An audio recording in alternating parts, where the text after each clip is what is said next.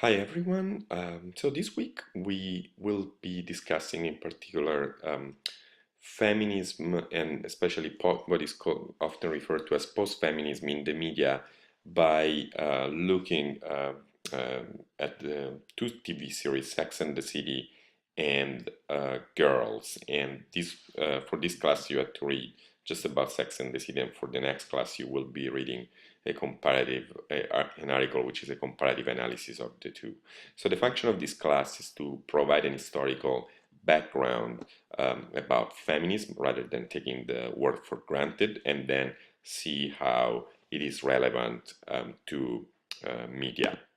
So when we talk about feminism, we have to distinguish between three different feminist waves. The first is the so-called first wave feminism begins in the 19th century, and it's deemed to end in the Anglo-Saxon, Anglophone world in the late 1920s. The main struggle of this international feminist movement that is led by the suffragettes is the struggle for the right to vote. I don't know how many of you know that, in many countries women could not vote until the 20th century.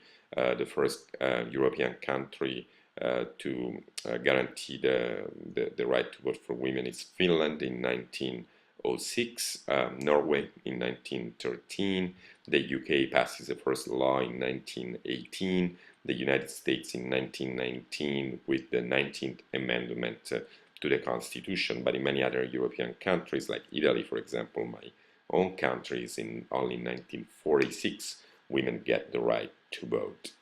Other struggles are those for the right for women to divorce, to separate from their spouses, which was already granted to men in the 19th century, but to men only. The right to education, the right to property, and other battles that women conduct. This is a march of suffragettes to Boston. 8 million working women need the vote for equal pay. So there is a connection here between the right to vote, the demand to vote, and the struggle for equal pay. And if you think that this has been championed by Hillary Clinton, for example, for a long time, you can see where all of this comes from. This is a suffragette demonstration in the UK in 1910, where, as I said, the first act is passed in 1918 that allows women above the age of 30 who own property only to vote. And then in 1928, all women above the age of 21 can vote. Second wave feminism begins for historians in the early 1960s. It's considered an offshoot and also a movement that runs parallel to other movements for black liberation against the Vietnam War, and it focuses more strictly on sexuality, reproductive rights, as well as, of course, labor conditions. It pursues what is often referred to as the politics of sexual difference, through which women practice separatist practices, and similar politics of separatism happens in the same years with the black movement. There is a commitment to social protest politics, a criticism of misogyny in popular culture, and then many legal victories. Perhaps the most important one is the legalization of abortion in the United States with the landmark decision of the U.S. Supreme Court in 1973. So these are pictures that give you a sense of this different, like the criticism of kind of crass consumer culture, the connection between women's movements and black movements, the commitment to social protest politics.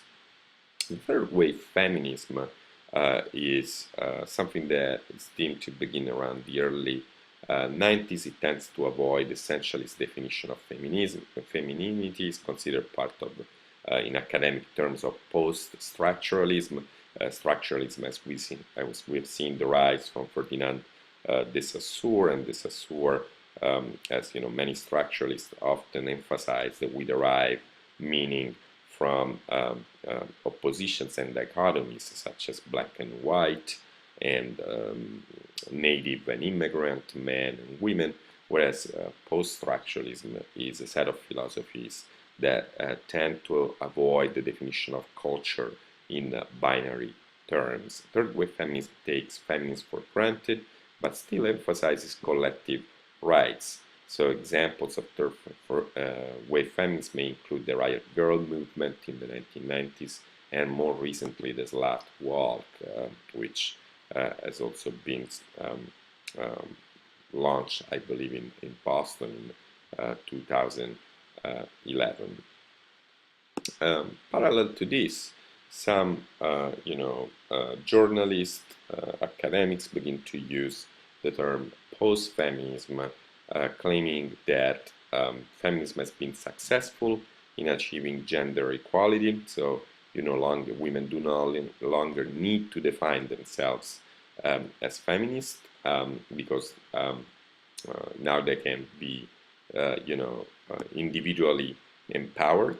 Collective rights, in a certain sense, have been achieved in all spheres of society. So it tends to embrace media visibility and the commercial world, and regards consumer culture as a place of empowerment and as a means for women to differentiate themselves from second wave feminism. So this is perhaps an example of a post-feminist sensibility in consumer culture. I don't know, many of you are familiar with this. This is one of the first, girl bands, and the Spice Girls. I remember them very well, which, also had these T-shirts, "Girls Kick Ass," "Girls Rule," the girl power motto. So if you want to kind of, as a girl, identify yourself with this kind of slogans and mottos, you would buy these T-shirts. And of course, this goes all together also with new representation of women's sexuality on television, in particular, a landmark TV series that maybe not all of you have watched, but all of you have probably heard about, is Sex and the City. Sex and the City, it's interesting because in a certain sense it marks a shift, right, from the masochism of consumer culture, of traditional patriarchal culture, to the empowerment of consumer culture. Within, post-feminist culture, women do not need to be monogamous, nor married, nor to have children. They can be who they want to be. They can sleep whoever they want to sleep with. This freedom, however, raises a host of new issues, which is precisely the subject, if you want, the main thread of Sex and the City. And before we go into the show, I want to underscore, as Arthur does, right, that there is a specific political economy behind this TV show. This is not a general TV show; it's an HBO show. So, as you know, you do not just need to have cable to subscribe to HBO, but you also pay an additional fee. So it caters to a specific niche market of middle class and possibly affluent white women, and this is precisely the reason why this TV show, as many HBO shows, can explore a topic with a degree of freedom, in this case women's quest for sexual satisfaction, that mainstream television cannot explore, because it cannot be so divisive and needs to cannot be controversial and needs to cater to a possibly broader audience. This topic, however, of women's quest for sexual satisfaction is explored within the boundaries, says Arthurs, of consumer culture. Right? These women are not just any women. These are four affluent Manhattan women that she describes as bourgeois bohemians. Why bohemians? Because in a certain sense they have embraced the sexual freedom of counterculture, right? But without the collective constraints of counterculture, of the commune, of the hardships of living in the countryside, of struggling for a truly alternative mode of living. And so I have two questions for you. First, Arthur's claim on page 94 that the women in Sex and the City are looking for the phallus that would bring an end to a seemingly as endless chain of desire.